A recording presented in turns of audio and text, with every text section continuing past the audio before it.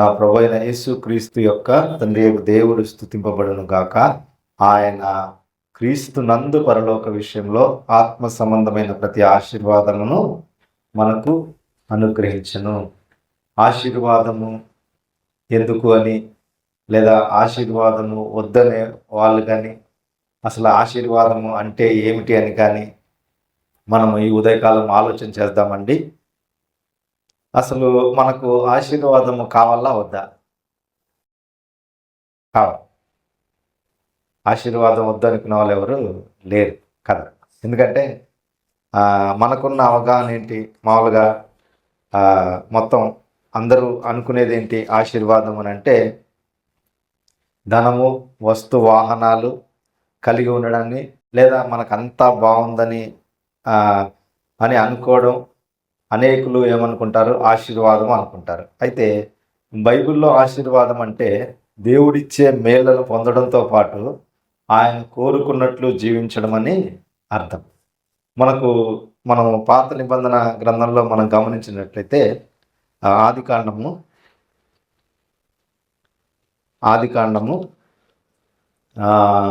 మనము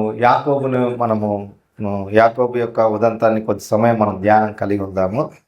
మనకు తెలుసు 29వ అధ్యాయం నుంచి మరి ఇస్సాకు చెప్పిన విషయము, నువ్వు ఇక్కడ వివాహం చేసుకోవద్దు, నువ్వు ఇక్కడ వాళ్ళని ఎవరిని నువ్వు చేసుకోవద్దని చెప్పి ఆయన చెప్తే, ఆయన అక్కడికి వెళ్తాడు. వెళ్ళి లాబాను వాళ్ళ మామగారు ఉన్నారు కదండి, రాహేలు వాళ్ళ అన్నయ్య, అక్కడికి వెళ్తాడు. అక్కడికి వెళ్ళి ఆయన చెప్పినట్టుగానే ఆయన వాళ్ళ తండ్రి చెప్పినట్టుగా చేస్తాడు. ఇస్సాకు యాకోబును పిలిపించి, నీవు 28వ అధ్యాయం 1వ వచనం, నీవు కనాను కుమార్తెలలో యువతిని వివాహం చేసుకొనకూడదు. నీవు లేచి పద్దనరాములో నీ తల్లికి తండ్రి అయిన బెతూయేలు ఇంటికి వెళ్ళి అక్కడ నీ తల్లి సహోదరుడు లాబాను కుమార్తెలలో ఒకదాన్ని వివాహం చేసుకొనమని అతనికి ఆజ్ఞాపించి చెప్పాడు. చెప్పినట్టుగా ఆయన తండ్రి మాట విన్నాడు, వెళ్ళాడు. తర్వాత మనకు తెలుసు ఆయన రాహేల్ని ప్రేమిస్తాడు.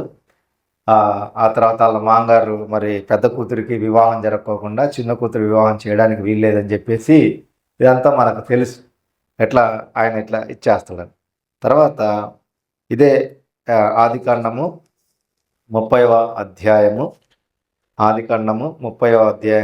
30వ వచనం నేను చదువుతున్నాను, గమనించండి.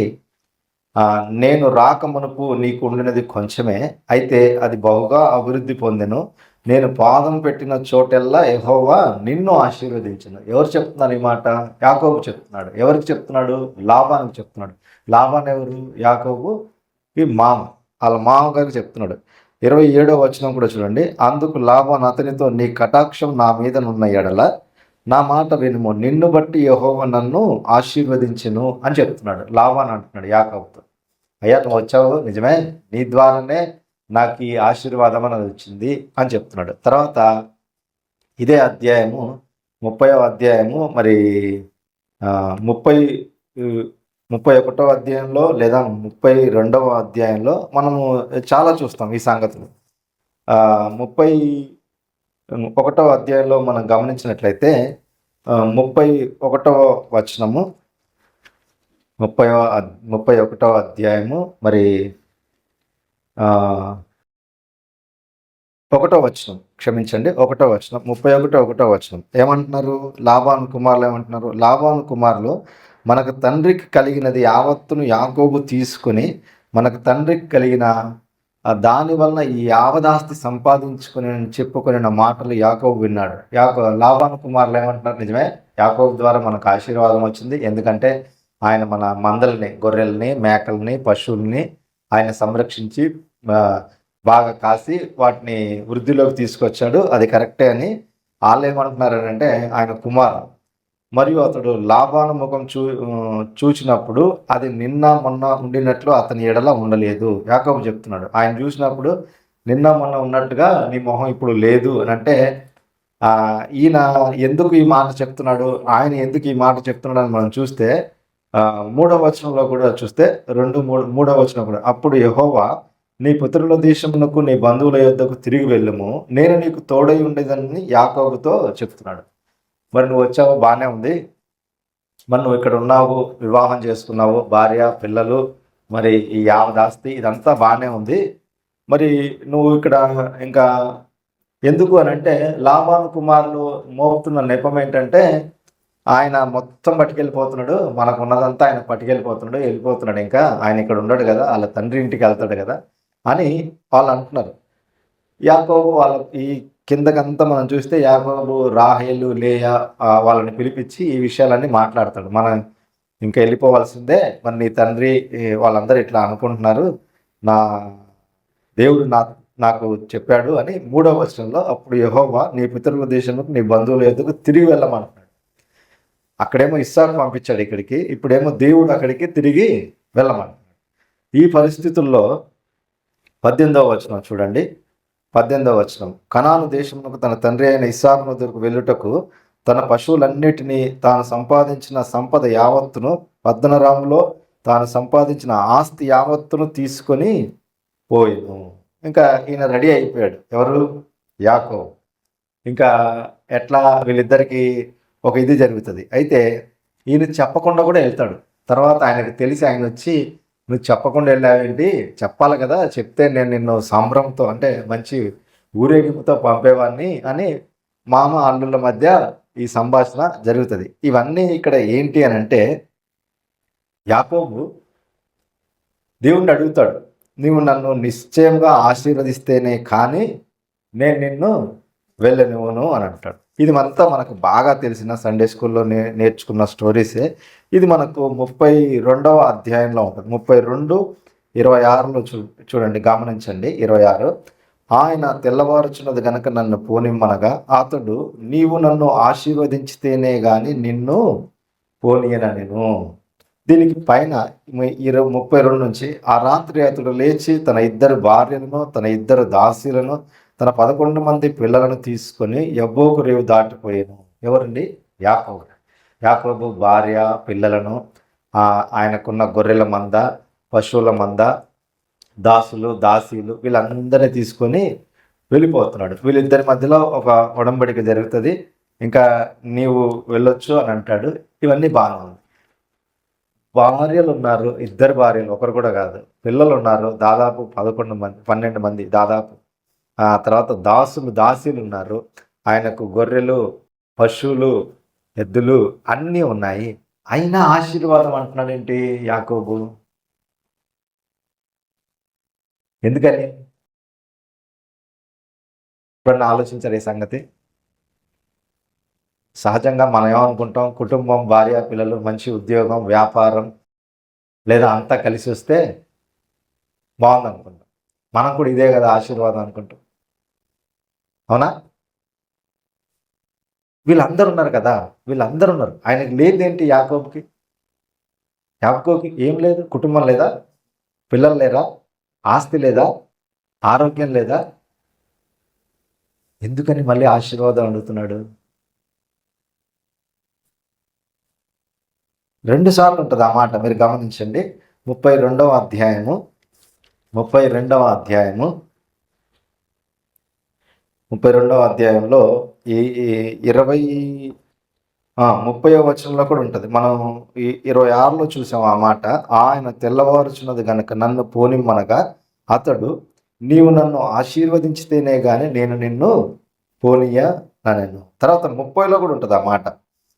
అక్కడ అతనిని ఆశీర్వదించిన 29, అప్పుడు యాకోబు, నీ పేరు దయచేసి తెలుపుమనను.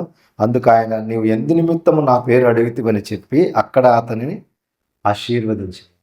ఏమిటి ఆశీర్వాదం? ఏ ఆశీర్వాదం ఉంటుంది ఇది? సిరి సంపదలు కలిగి ఉండడం ధన్యతే. మనకు దేవుడు ఇచ్చింది కలిగి ఉండడం అది ఆశీర్వాదం నిశ్చయంగా, దాంట్లో ఏమాత్రం అనుమానం. తినడానికి తిండి, ఉండడానికి ఇల్లు, చక్కని కుటుంబం, ఇవన్నీ కూడా దేవుని దీవెనలే. మనం 127వ కీర్తన 3వ వచనం గమనించిన ఇవన్నీ దేవుడిచ్చే. అయితే ఏ లోటు లేకుండా బ్రతకాలంటే ఇవి కావాలి మనకి కదండి. ఉండడానికి ఇల్లు కావాలి, తినడానికి ఆహారం కావాలి, కట్టుకోవడానికి బట్టలు కావాలి, వివాహం అయిన తర్వాత పిల్లలు కూడా ఉండాలి.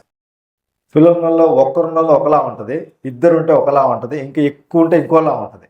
ఎట్లా అంటే ఒకరున్నారనుకోండి ఏ గొడవ లేదు అసలు, మంచి గారాబంగా పెంచుతారు, అంతా బాగుంటుంది. ఇద్దరు ఉన్నారనుకోండి పడదు అసలు. కుటుంబంలో ఇవన్నీ సహజం. అయితే ఇవన్నీ కూడా అవసరమే. అయితే ప్రధానమైంది అంటే ప్రాముఖ్యమైనది ఇంకోటి ఉంది. అదేంటంటే ఇక్కడ యాకోబు నీవు నన్ను నిశ్చయంగా ఆశీర్వదించితేనే అని అంటున్నాడు. ఏమై ఉంటుంది ఈ ఆశీర్వాదం? మీరు చెప్పగలరు. ఎందుకంటే నేను మొదట్లోనే చదివా ఆ వచనం. ఎఫెసీలకు రాసిన మొదటి అధ్యాయము 3వ వచనంలో నేను స్పష్టంగా చదివాను. అది మళ్ళీ ఒకసారి మీరు గమనించండి. ఎఫెసీలకు రాసిన పత్రిక మొదటి అధ్యాయము 3వ వచనం.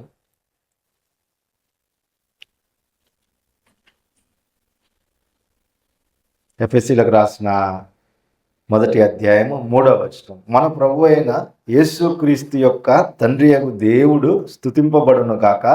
ఆయన క్రీస్తునందు పరలోక విషయంలో ఆత్మ సంబంధమైన ప్రతి ఆశీర్వాదమును మనకు అనుగ్రహించెను. మరి ఈ భౌతికమైన ఆశీర్వాదం కాదంటారా? కాదని నేను అనట్లేదు. మీరేమంటారు? ఏదో అనండి, ఆశీర్వాదమే కదా, అది కాదనడానికి లేదు, అది ఆశీర్వాదం. మరి అన్నీ ఉన్న యాకోబు ఎందుకు అడుగుతున్నాడు? పరలోక సంబంధమైన ఆశీర్వాదం అంటారా?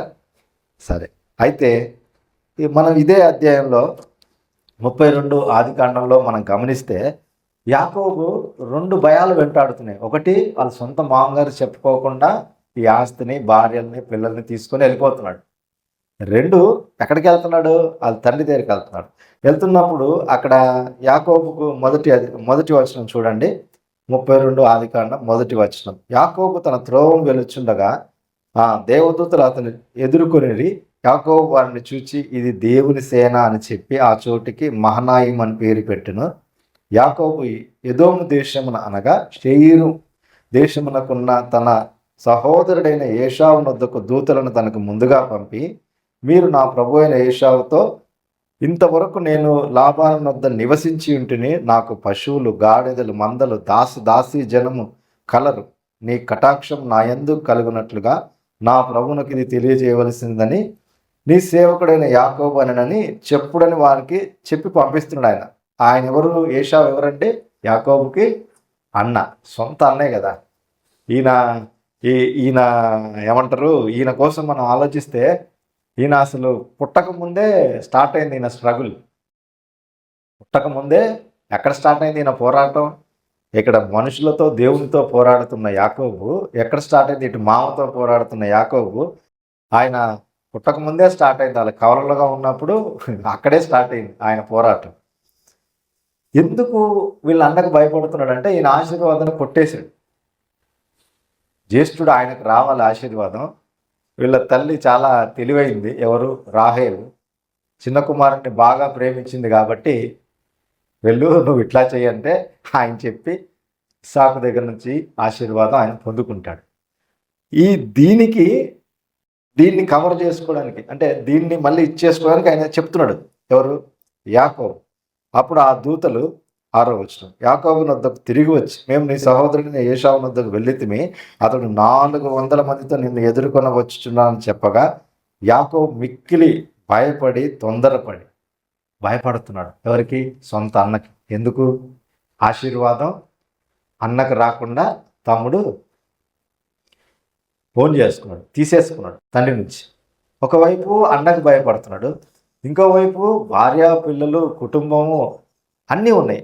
ఇక్కడ చదువుకున్న ఈ వచన భావన చూడండి. 5వ వచనం 32:5, నాకు పశువులు, గాడిదలు, మందలు, దాసి జనము కలరు. ఏం లేదు, అన్నీ ఉన్నాయి, కానీ ఏమి లేదు? దేవుని సన్నిధి లేదు. ఏం లేదు? దేవుని తోడు లేదు. ఏమి లేదు? దేవుడు లేడు ఆయనతో. దేవుడు చెప్పాడు, ఎవరు? నువ్వు వెళ్ళు, నువ్వు భయపడొద్దనని 31లో మనం చూసాం. నువ్వు వెళ్ళాలి అని చెప్పాడు. దేవుడు తోడుగా ఉన్నాడు, దేవుడు వదిలిపెట్టలేదు. కానీ ఈయన భయపడుతున్నాడు. ఎందుకు? ఆయన ఏం చేస్తాడో అని. ఆ తర్వాత ఆయన నన్ను అంటే నువ్వు ఇవి తీసుకోవాలంటే ఆయన వద్దంటాడు, నాకు ఉన్నదే చాలంటాడు. ఇదంతా మనం చూస్తాం. అయితే బైబిల్లో మరి ధన్యత లేక ఆశీర్వాదము అని మనం చెప్పుకుంటున్నాం కదండి. అసలు ఏమిటి మనిషి జీవితంలో అంటే దేవునితో సరైన సంబంధం కలిగి ఉండడం మనిషి జీవితంలో అన్నిటికంటే ముఖ్యము, చాలా ప్రాముఖ్యమైన విషయం. దేవుని ఉపదేశాల కంటే దేవుని వాక్యానికి లోబడి ఆయనకి ఇష్టమైనట్లుగా జీవించడంలోనూ నిజమైన సంతోషము, ధన్యత లేక ఆశీర్వాదము అనేది ఉన్నది. యేసుక్రీస్తు ప్రభువారిలో పరలోక సంబంధమైన ప్రతి ఆశీర్వాదము అని అన్నప్పుడు భౌతికమైన ఆశీర్వాదాలే, కాదని అనట్లేదు. కానీ ప్రాముఖ్యమైన సంగతి ఏంటంటే దేవునితో సరైన సంబంధం కలిగి ఉండడము నిత్యం, ప్రతిరోజు. తర్వాత మనిషి జీవితంలో అన్నిటికంటే ప్రాముఖ్యమైన విషయము. తర్వాత దేవుని ఉద్దేశానికి అంటే దేవుని వాక్యానికి లోబడి ఆయనకి ఇష్టమైనట్లుగా జీవించడము నిజమైన ఆశీర్వాదము లేదా సంతోషం లేదా ధన్యత అని మనం చెప్పుకోవచ్చు. దీనికి చాలా రిఫరెన్స్లు ఉన్నాయి. కీర్తనల గ్రంథము 1వ అధ్యాయం 1, 2, 119, 1వ వచనము, 14వ వచనము, 174వ వచనాలు. మీరు ఇంటికి వెళ్ళాక మీరు చదువుకోవచ్చు ఈ రిఫరెన్స్. అయితే ఈ కారణంగా మరి జీవితంలో ఎన్ని కష్టాలు ఎదురైనప్పటికీ మరి భక్తులు, నిజమైన విశ్వాసులు సంతోషంగా ఉండగలిగారు. ఎట్లా అని ఒకవేళ మనం ఆలోచిస్తే చాలాసార్లు మనకు కూడా శ్రమలు, బాధలు మన చుట్టూ ముట్టేస్తాయి. ఇవన్నీ మామూలే మనిషి జీవితంలో. అయితే ఆశీర్వాదము అన్న మాట మనం మాట్లాడుకుంటున్నాం కదా. మనం ఒకవేళ లోకరీతి కూడా మనం గమనిస్తే, మన భారతదేశ ఇదిలో మనం గమనిస్తే తల్లిదండ్రులు ఏం కోరుకుంటారు? పిల్లలు వాళ్ళకి వయసు వచ్చేసరికి చక్కగా చదువుకొని మంచి ఉద్యోగంలో సెటిల్ అయిపోతే తర్వాత వివాహం చేస్తే వాళ్ళకు పిల్లలు పుడతారు. వాళ్ళ పిల్లలకు కూడా మళ్ళీ సేమ్ ఇంతే, వాళ్ళు చదువుకొని వాళ్ళు సెటిల్ అయితే వాళ్ళ పిల్లలకు పిల్లలు పుడతారు, ఆ పిల్లలకు పిల్లలు పుడతారు, ఉండడానికి ఇల్లు, ఇవన్నీ కావాల్సిందే. ఇవేమి వద్దని నేను చెప్పట్లేదు, ఇవేమి కాదని నేను చెప్పట్లేదు. అయితే మరి క్రైస్తవునికి ఉన్న ధన్యత, క్రైస్తవునికి ఉన్న గొప్పతనం ఏంటి అని ఒకవేళ ఆలోచిస్తే, యేసుక్రీస్తు వారు పరలోక సంబంధమైన ప్రతి ఆశీర్వాదము అని అంటున్నప్పుడు మరి ఇహ సంబంధమైన ఆశీర్వాదాలు ఉండాల్సిందే. అయితే ఉన్నదాంతో సంతృప్తి చెందుతున్నామా అన్నది కూడా చాలా ప్రాముఖ్యమైన విషయం. మనం ఆశీర్వాదం అన్న మాటలు అన్న అంశం మనం చూస్తున్నాము. మరి యాకోబు జీవితం మనం గమనించినప్పుడు నిశ్చయముగా నీవు నన్ను ఆశీర్వదిస్తేనే అని అంటున్నాడు. మనం చాలా జాగ్రత్తగా గమనించుకుంటే పాత నిబంధనలో భక్తులందరూ కూడా యోబును తీసుకున్నా, అబ్రహామును తీసుకున్నా, వాళ్ళలో నీతి యథార్థత ఉన్నది. యోబును తీసుకున్నా కూడా అంతే, ఆయన యథార్థంగా ఉన్నాడు, ఆయన అంత సత్యవర్తనుడు ఈ లోకంలో లేదని దేవుడే స్టేట్మెంట్ ఇస్తాడు. మొదటి అధ్యాయంలో 2 సార్లు ఉంటుంది. ఆయన కష్టాలు వచ్చాయి, ఆయనకు తీవ్రమైన బాధ, వ్యాధి కలిగింది, ఆయన దేవుని వదిలిపెట్టలేడు, నమ్మకంగా దేవుణ్ణి సేవించాడు. ఒకవేళ ఆస్తిపాస్తులు కలిగి, హోదా, పరపతి, పలుకుబడి కలిగి ఉన్న క్రైస్తవులంగా మనం ఎలా ఉండాలని అంటే, మన నీతి దేవుడే, మన యథార్థత దేవుడే, మన పరిశుద్ధత దేవుడే, మన రక్షణ దేవుడిచ్చేదే. ఆత్మ సంబంధమైన ప్రతి ఆశీర్వాదము యేసుక్రీస్తులో అని అన్నప్పుడు చాలా ప్రాముఖ్యమైన 4 విషయాలు ఉన్నాయి. ఆ 4 విషయాలు చెప్పుకొని మనం ముగించుకుందాము. అయితే యాకోబు స్టోరీ గమనంలో ఉంచుకోండి. యాకోబు స్టోరీ ఎందుకనంటే, యాకోబు అన్నీ ఉన్నా కూడా దేవుణ్ణి ఒకటి అడుగుతున్నాడు. ఆ దూతతో అడుగుతున్న మాట, నీవు నన్ను ఆశీర్వదించాలి అని. యాకోబుకి ఏం లేదు, భార్య పిల్లలు అన్నీ ఉన్నాయి, మళ్ళీ చెప్తున్నా, అన్నీ ఉన్నాయి, కానీ ఏమీ లేదు, దేవునితో సరైన సంబంధం లేదు, నిజమైన సంతోషము లేదు. అవన్నీ ఉన్నా కూడా నిజమైన సంతోషము లేదు. ఒక మనిషికి ఎప్పుడు నిజమైన సంతోషము ఉంటుంది అని అంటే, దేవునితో సరైన సంబంధం కలిగి ఉన్నప్పుడే. దేవుని వాగ్దానం ఉంది, దేవుని నడిపింపు ఉంది యాకోబుకి, అయినా కూడా నువ్వు నన్ను ఆశీర్వదించాలంటాడు. మనకు చాలా ఆశ్చర్యంగా అనిపిస్తుంది.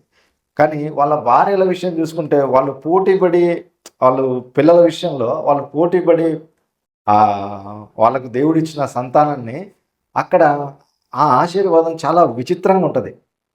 మనం ఆశీర్వాదం ఎట్లా పొందుకోకూడదు దేవునితో అన్నదానికి ఒకవేళ మనం ఆ కోణంలో ధ్యానం చేస్తే వాళ్ళిద్దరిని మనం అర్థం చేసుకోవాలి. ఎవరినండి? రాహేలు, లేయా, వాళ్ళ దాసులని మనం అది చదివితే మనకు అర్థమవుతుంది. అట్లా బలవంతంగా మనం ఆశీర్వాదాలు పొందుకోవద్దు. వాళ్ళు వాళ్ళు ఒక రకంగా చెప్పాలంటే వాళ్ళ పరిస్థితి మనకు అట్లా కనబడుతుంది ఒకవేళ అట్లా చూస్తే. అయితే రండి, ఎఫెసీలకు రాసిన పత్రిక మొదటి అధ్యాయము, ఎఫెసీలకు రాసిన పత్రిక మొదటి అధ్యాయము నేను చదువుతున్నాను, గమనించండి.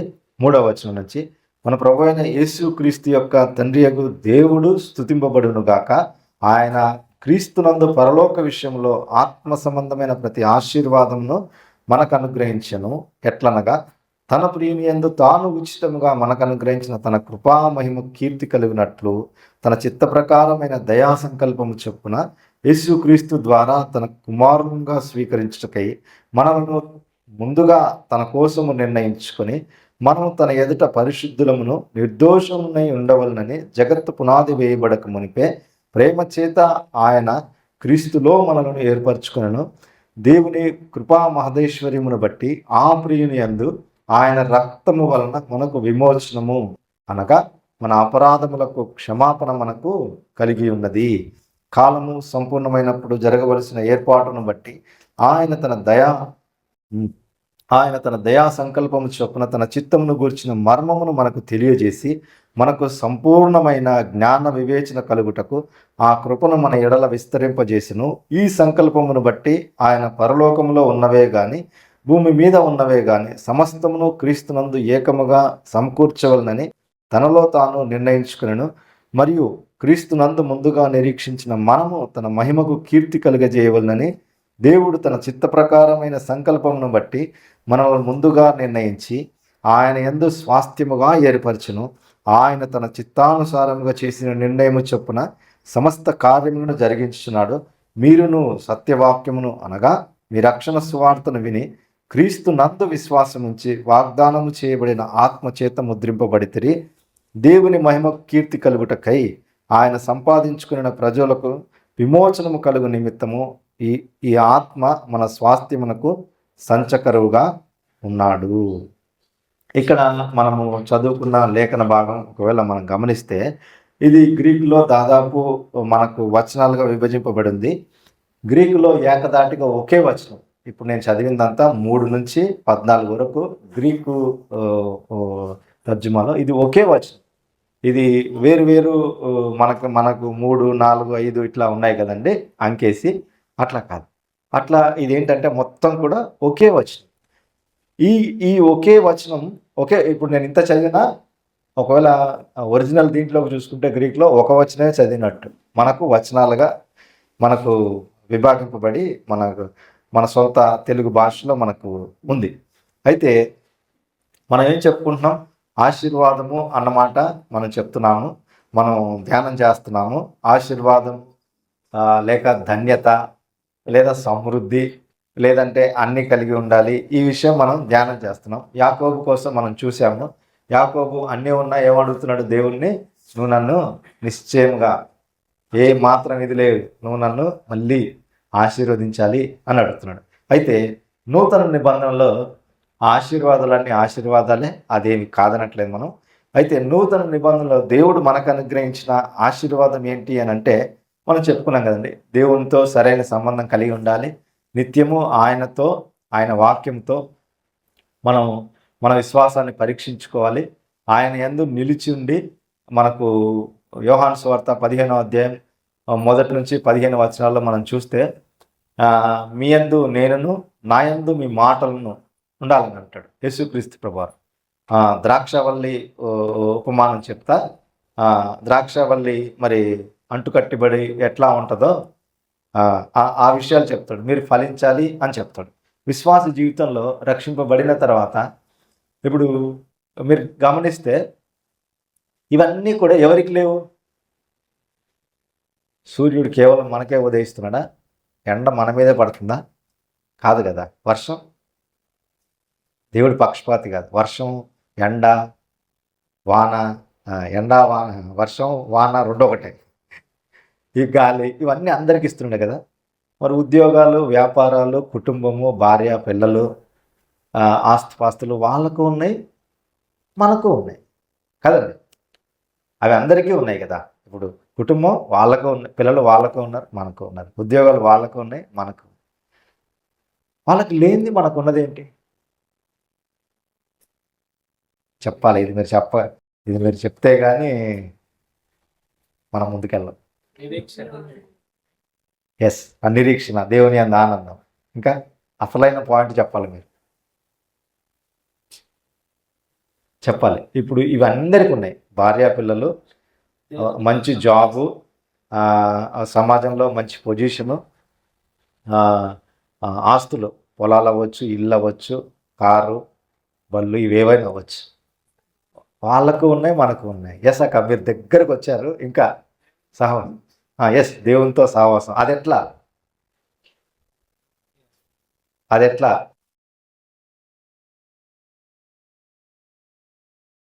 ఎస్, రక్షణ.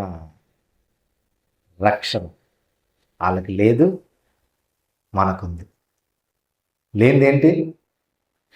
వాళ్ళకి రక్షణ లేదు. అన్నీ ఉన్నా రక్షణ లేదు. మనకేముంది? ఎస్, రక్షణ. ఈ రక్షణకు సంబంధించిన 4 విషయాలే ఈ 3వ వచనంలో ఉన్నాయి. అదేంటంటే, మన ప్రభువైన యేసుక్రీస్తు యొక్క తండ్రి యొక్క దేవుడు స్తుతింపబడును గాక, ఆయన క్రీస్తునందు పరలోక విషయంలో ఆత్మ సంబంధమైన ప్రతి ఆశీర్వాదం. ఇంక ఇది ఉంది, ఇది లేదు, అది ఉంది, అది లేదు కాదు. ఒక్కసారి రక్షింపబడిన విశ్వాసి యొక్క జీవితం మనం గమనిస్తే, దేవునితో మన ఆ రిలేషన్ రోజు నిత్యం కొనసాగాలి. రక్షణ ఒకసారి జరుగుతుంది, నువ్వు ఒప్పుకునేది ఒకసారే, కేవలము అందులో మన మెరిట్ ఏమీ లేదు. ఇదే అధ్యాయం 2:8 ఎవరైనా చదవండి సహోదరులు. ఎఫెసీయులకు రాసిన పత్రిక 2వ అధ్యాయం 8 ఎవరైనా చదవండి. మీరు విశ్వాసము ద్వారా కృపచేతనే రక్షింపబడి ఉన్నారు, ఇది మీ వలన కలిగినది కాదు, ఇది దేవుని. ఇప్పుడు రక్షింపబడాలి అని అన్నప్పుడు రక్షణ కోసం, ఆ రక్షణ పొందుకోవడం కోసం మన వంతు ప్రయత్నం ఏమైనా ఉందంటారా? దానికోసం మనం ఏమైనా చేయాలా?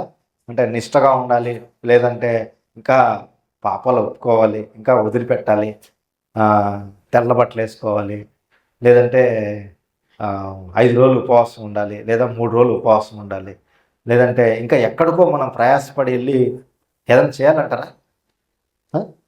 రక్షింపబడాలంటే ఏం చేయాలి? విశ్వాసం, కేవలము నమ్మాలి. అది నమ్మితే చాలు. ఇది మీ వలన కలిగినది కాదు అని అంటున్నాడు, ఇది దేవుని వరమే అని. మొట్టమొదట మన యొక్క జీవితంలో మరి మనం రక్షింపబడ్డాం, దేవునిలో ఏళ్ళుగా, నెలలుగా, సంవత్సరాలుగా మనం కొనసాగుతున్నాము. అయితే విశ్వాసంతో మనం కొనసాగుతున్నాము. 4 విషయాలు అని చెప్పాను కదండి. 4 విషయాల్లో ఇది ఒక అంశమే. తర్వాత మనం చదువుకున్న ఈ వాక్య భాగంలో మనం గమనిస్తే, ఇదే ఎఫెసీయులకు రాసిన 1వ అధ్యాయంలో ఏం చెప్తాడనంటే, 1 ఆత్మ సంబంధమైన ఆశీర్వాదాల్లో 1వ అధ్యాయం 7వ వచనంలో ఉంటుంది. ఏంటంటే అది క్షమాపణ. ఏంటది? క్షమాపణ. దేవుని కృపా మహదేశ్వర్యమును బట్టి ఆ ప్రియుని యందు ఆయన రక్తము వలన మనకు విమోచనము, అనగా మన అపరాధములకు క్షమాపణ మనకు కలిగి ఉన్నది. మొట్టమొదట పరలోక సంబంధమైన ప్రతి ఆశీర్వాదం అని అన్నప్పుడు దేవుని ద్వారా మనకి ఏం కలిగిందండి? విశ్వాసం ఉంచడం ద్వారా మన అపరాధాలకు ఆయన కృపా మహదేశ్వర్యం బట్టి మనకు కలిగిందేంటి? క్షమాపణ. దేవుడు క్షమించాడు. మనం మనుషులంగా చాలాసార్లు మనం క్షమించాం. మాకు బాగుంటే వాళ్ళతో మనకు అంతా అండర్స్టాండింగ్ బాగుంటే అంతా బాగానే ఉంటుంది. ఎక్కడన్నా చిన్న తేడా వచ్చింది అనుకోండి, ఇంకా అయిపోతుంది. కానీ దేవుని ప్రేమ, దేవుని యొక్క వాక్యం చెప్పేది అది కానే కాదు. క్షమించాలి. దేవుడు శత్రువులనే ప్రేమించమన్నాడు. అయితే మన ప్రత్యేకత ఏంటంటే, మనం ఉన్న సహవాసంలో మనలోనే మనం ప్రేమించాం. అది మన ప్రత్యేకత. మన దేవుని వాక్యం చెప్తుంటే ఒకటి, దానికి భిన్నంగా మనం ఉంటాం. ఎందుకనంటే వాళ్ళకి తెలుసు మనం ఏ తప్పు ఉద్దేశపూర్వకంగా చేయలేదు, కావాలని చేయలేదు. అయినా కూడా వాళ్ళు మన మీద నిందలు వేస్తానే ఉంటారు, మనను మోస్తానే ఉంటారు. అయితే ఈ క్షమాపణ అనేది జీవిత కాలంలో మనం రోజు అభ్యాసం చేయాల్సిందే. మనం రోజు తీవ్రంగా తీసుకోవాల్సిన విషయం, తేలిగ్గా తీసుకోవడానికి లేదు. దేవుడు మనం క్షమించాడు, మరి మనం ఎందుకు క్షమించాం? కాబట్టి మనం కూడా క్షమించాలి. అది ఏ విషయంలోనైనా, ఎవరినైనా. పేతురువే అడుగుతాడు ప్రభువాని, నేను ఎన్నిసార్లు అంటే 7 సార్లు కాదు 77 సార్లు అంటాడు. దానికి లెక్క మనలో చాలా బాగా చెప్తారు. 77 అంటే ఇంత అని చెప్తాడు. ఒక రోజులో అన్నిసార్లు ఎవరు తప్పులు చేయరు. చేస్తారంటారా? చేయరు. అయితే రెండవదిగా మనం గమనిస్తే జ్ఞానం, అవగాహన గల మనస్సు లేదా దేవుడిచ్చే వివేకం. ఇది 1వ అధ్యాయము 17-19 వచనాల్లో చూడండి, ఎఫెసీయులకు రాసిన పత్రిక. మరియు మీ మనోనేత్రములు వెలిగింపబడినందున ఆయన మిమ్మల్ని పిలిచిన పిలుపు వలనైన నిరీక్షణ ఎట్టిదో, పరిశుద్ధులలో ఆయన స్వాస్థ్యం యొక్క మహిమైశ్వర్యం ఎట్టిదో, ఆయన క్రీస్తునందు వినియోగపరచిన బలాతిశయమును బట్టి విశ్వసించు మన యందు ఆయన చూపుతున్న తన శక్తి యొక్క అపరిమితమైన మహత్యం ఎట్టిదో మీరు తెలుసుకొనవలనని. మన ప్రభు అయిన యేసుక్రీస్తు యొక్క దేవుడు మహిమా స్వరూపియగు తండ్రి తన్ను తెలుసుకున్నట్టు యందు మీకు జ్ఞానమును ప్రత్యక్షతయును గల మనస్సు అనుగ్రహించినట్లు నేను నా ప్రార్థనల యందు విజ్ఞాపన చేయుచున్నాను అంటాడు. దేవుడు మనకి ఏమి ఇవ్వాలండి? జ్ఞానము, ప్రత్యక్షత, ఆయనను గూర్చిన ప్రత్యక్షత. ఇదే పౌలు గారు ఫిలిప్పీలకు రాసిన పత్రిక 2వ అధ్యాయంలో చెప్తారు. ఆయన పునరుత్థాన బలం ఎరుగు నిమిత్తము అని అంటాడు. ఆయన పునరుత్థాన బలం ఎరుగు నిమిత్తము ఆయనకున్నదంతా కూడా నష్టంగా ఎంచుకుంటాడు.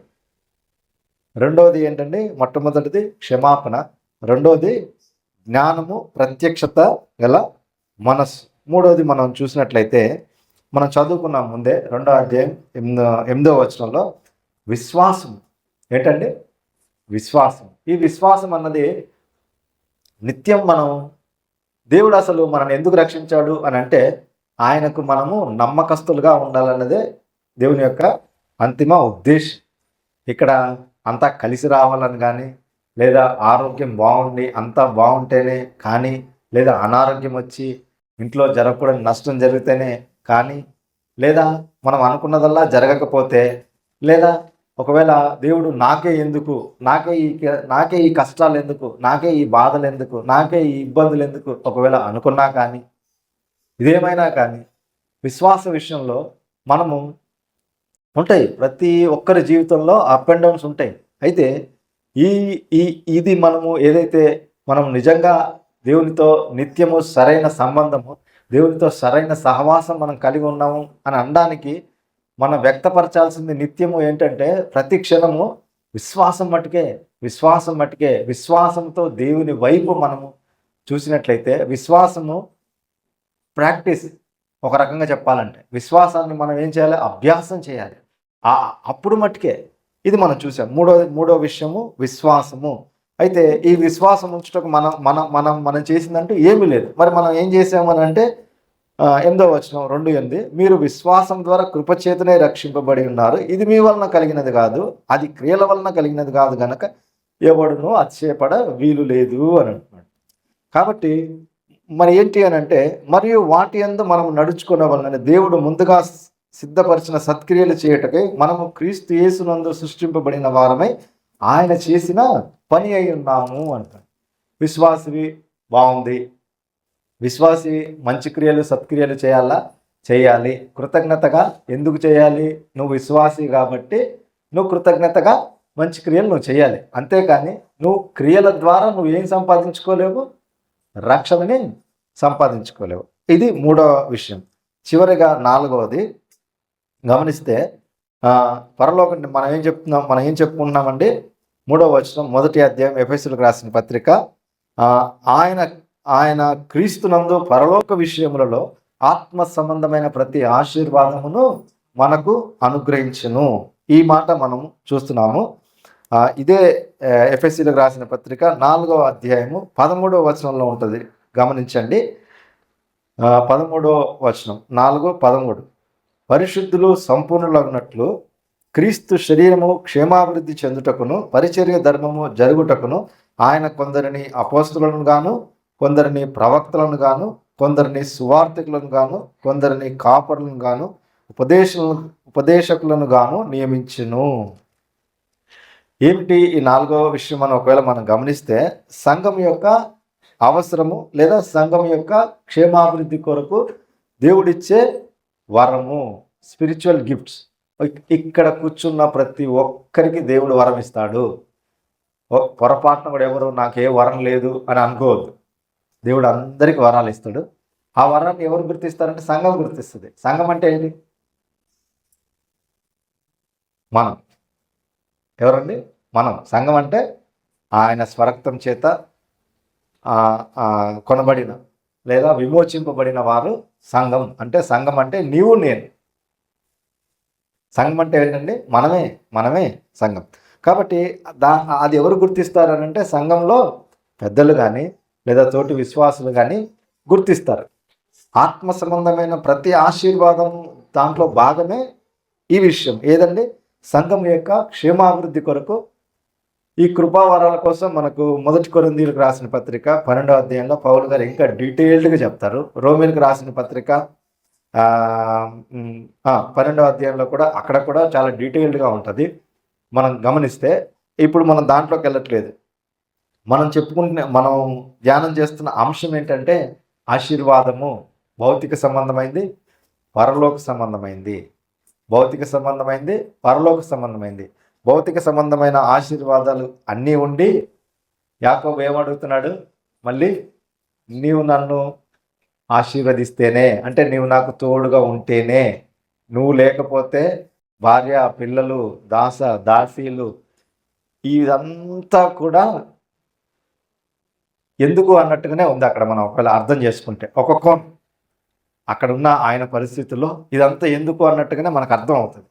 అయితే మరి దేవుడు మనం చెప్పుకున్నాం, దేవుడు నిన్ను నన్ను రక్షించాడు. మరి క్రైస్తవేతరులకి క్రైస్తవులకు ఉన్న వ్యత్యాసం కూడా మనం గమనించాము. రక్షణ లేకపోతే రక్షణ కలిగి ఉంటే ఏంటి అన్నది కూడా మనం చూసాము. 4 విషయాలు మనం చూసాం కదండి. 1 క్షమాపణ, 2 జ్ఞానము ప్రత్యక్షత గల మనస్సు, 3 విశ్వాసము, 4 సంఘం యొక్క క్షేమాభివృద్ధి కొరకు ఆయన ఇచ్చిన వరాలు.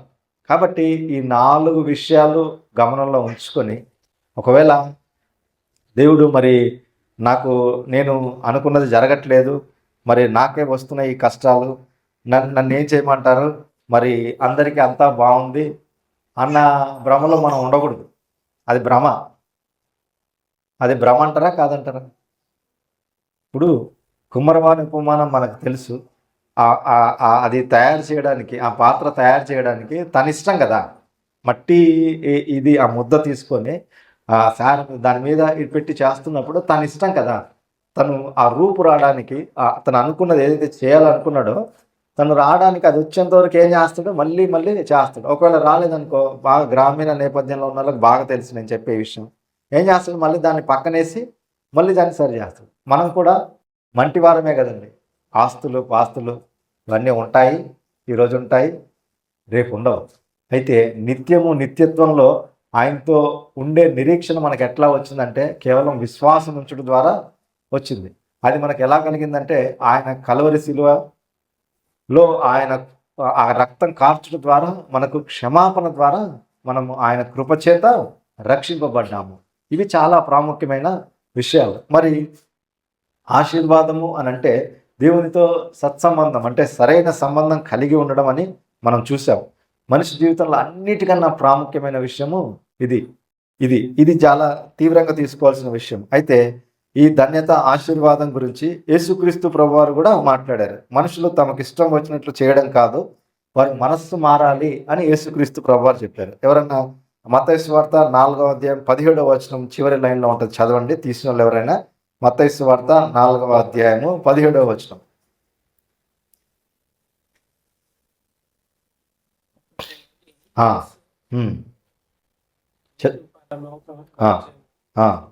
సమీపించినది చాలు కదా, మారు మనస్సు పొందమంటున్నారు. యేసుక్రీస్తు ప్రభువారు కూడా ఈ విషయం చెప్తున్నారు. చెప్తూ ఏమంటున్నారు? మనుషులు తమకు ఇష్టం వచ్చినట్టు చేయడం కాదు, వారి మనస్సు మారాలంట. వారి మనస్సు మారాలి. మనం ఇష్టం వచ్చినట్టు మనం ఉండేసి మనకి ఇంకా ఏది కావాలంటే అది ఉండి ఇక్కడ ఒకలాగా, ఇంకో చోట ఒకలాగా, ఇక్కడికి వచ్చినప్పుడు ఒకలాగా, ఇంటి దగ్గర ఒకలాగా, పనిచేసే చోట ఒకలాగా, ఇంకో చోట కాదు. మనం మారాలి, మన మనస్సు మారాలి. మనం విశ్వాసం అని చెప్పుకుంటున్నాం కదా. యేసుక్రీస్తు ప్రభువారు చెప్పే ఆశీర్వాదం కూడా ఏంటంటే, ఇలా జీవించడమే నిజమైన ధన్యత లేక ఆశీర్వాదము అని చెప్తూ ఆ కింద ఏమంటాడంటే, ఇంకా చూసుకుంటే నా నిమిత్తం జనులు మిమ్మల్ని నిందిస్తారు, హింసిస్తారు, మీ మీద మరి దేవుని నమ్ముకున్నందుకు మీకు కష్టాలు వస్తాయి, దేవుని నమ్ముకున్నందుకు మీకు ఇబ్బందులు వస్తాయి, మీ కుటుంబంలోనే సమస్యలు వస్తాయి, మీ బంధువుల్లోనే మిమ్మల్ని మొన్నటి వరకు మాతో ఉన్నావు, ఇప్పుడేంట్రా బాబు నువ్వు ఇలా అయిపోయావు, ఎందుకు ఇలా చేస్తున్నావు అని అంటాను. అయినా కూడా మనం నమ్మకంగా, దేవుడు మనల్ని ఎందుకు పిలిచాడంటే ఆయన కొరకు మనం నమ్మకస్తులుగా ఉండాలన్న దాన్ని ఉండడం కొరకే దేవుడు మనల్ని పిలిచాడు. ఇక్కడ మనకు సక్సెస్ఫుల్గా మనం ఎంత సక్సెస్ అయ్యామన్నది కాదు, అది కొలమానం కాదు. దేవుడు మనల్ని ఎందుకు పిలిచాడు, ఎందుకు రక్షించుకున్నాడు? ఆయనకు మనం నమ్మకస్తులుగా విశ్వాసము ద్వారా మనం నిత్యము దేవునితో సరైన సంబంధం కలిగి ఉండాలన్నదే ఈ పరలోక సంబంధమైన ప్రతి ఆశీర్వాదం. అది యేసుక్రీస్తు ప్రభువారు చెప్తున్నారు. అయితే దేవుడు బాధను అనుభవించేటప్పుడు ఎవరి వైపు ఉంటాడు అని ఒకవేళ చూస్తే, ఎవరైతే నిజంగా నలిగిపోతున్నారో, ఎవరైతే నిజంగా ఇబ్బందుల్లో ఉన్నారో దేవుడు వాళ్ళ వైపే ఉంటాడు. కాబట్టి ఆశీర్వాదం అంటే దేవుడిచ్చే మేళ్లను పొందడంతో పాటు ఆయన కోరుకున్నట్లు జీవించడము. ఆశీర్వాదము అంటే దేవునితో సరైన సంబంధం కలిగి ఉండడము, మనిషి జీవితంలో అన్నిటికన్నా ప్రాముఖ్యమైన విషయాలు. కాబట్టి చివరిగా ఆ వచనం మనం చదువుకొని ముగించుకుందామండి. ఏది అని అంటే ఎఫెసీయులకు రాసిన పత్రిక 1వ అధ్యాయం 3వ వచనం. మన ప్రభువైన యేసుక్రీస్తు యొక్క తండ్రి యగు దేవుడు స్తుతింపబడును గాక, ఆయన క్రీస్తునందు పరలోక విషయంలో ఆత్మ సంబంధమైన ప్రతి ఆశీర్వాదమును మనకు అనుగ్రహించెను. 4 విషయాలు మనం చెప్పుకున్నాము. ఒకటి క్షమాపణ, 2 జ్ఞానము, ప్రత్యక్షత గల మనస్సు, 3 విశ్వాసము, 4 కృపావరాలు లేదా సంఘం యొక్క క్షేమాభివృద్ధికరమైన దేవుడిచ్చేయాలి స్పిరిచువల్ గిఫ్ట్స్. ఈ 4 అంశాలు ఉన్నాయి, ఇంకా చాలా ఉన్నాయి. అయితే ఆత్మ సంబంధమైన ప్రతి ఆశీర్వాదాన్ని మనము అనుభవిస్తూ మరి దేవునికి నమ్మకస్తులుగా మన యొక్క అనుదిన విశ్వాస జీవితంలో మనం కొనసాగాలన్నది దేవుని యొక్క ఉద్దేశమైనది. మీ అందరికీ ప్రభువైన యేసుక్రీస్తు వారి నామంలో వందనాలండి.